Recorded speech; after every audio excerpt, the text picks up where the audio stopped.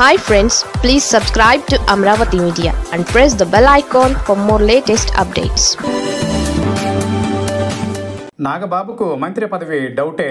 ఏపీలో రాజకీయం ఆసక్తికరంగా మారుతోంది. అటు కేంద్రం జమిలి ఎన్నికల దిశగా కసరత్తు వేగవంతం చేసింది. కూటమి ప్రభుత్వం ఏర్పడి 6 నెలలు పూర్తయింది. అటు వైసీపీ కూటమి ప్రభుత్వం లక్ష్యంగా పోరుబాట మొదలుపెట్టింది. జగన్ను టార్గెట్ చేస్తూ కూటమి నేతలు కొత్త వ్యూహాలు అమలు చేస్తున్నారు.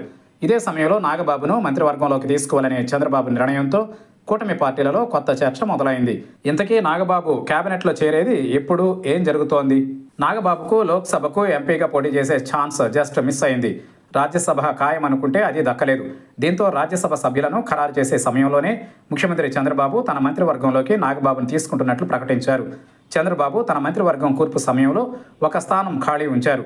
కూటమి ప్రభుత్వం కావడంతో భవిష్యత్ రాజకీయ సమీకరణాలు, అవసరాల కోసం ఆ బెర్త్ పెండింగ్ ఉంచారు. బీజేపీకి ఆ స్థానం దక్కుతుందనే అంచనాలు వినిపించాయి.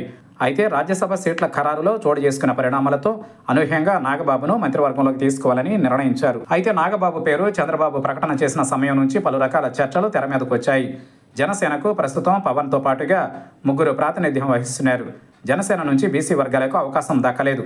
ఇప్పుడు పెండింగ్ స్థానం జనసేనకి ఇస్తే బీసీ వర్గానికి ఇస్తే బాగుంటుందనే చర్చ జనసేన మద్దతుదారుల్లో వినిపిస్తోంది. అదేవిధంగా నారా, మెగా కుటుంబాలకు కూటమి ప్రభుత్వంలో పదవులు దక్కటం, నందమూరి కుటుంబానికి పదవులు ఇవ్వకపోవటం పైన చర్చ కొనసాగుతోంది.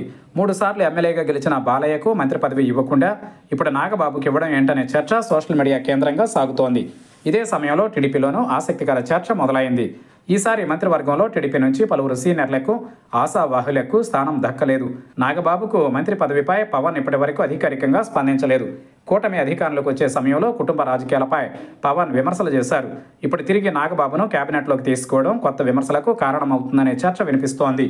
అయితే చంద్రబాబు మంత్రివర్గంలోకి నాగబాబుకు అవకాశంపై ప్రకటన చేయడంతో ఈ నిర్ణయం నుంచి వెనక్కి తీసుకునే అవకాశం లేదని, మంత్రి పదవి ఖాయమని చెబుతున్నారు.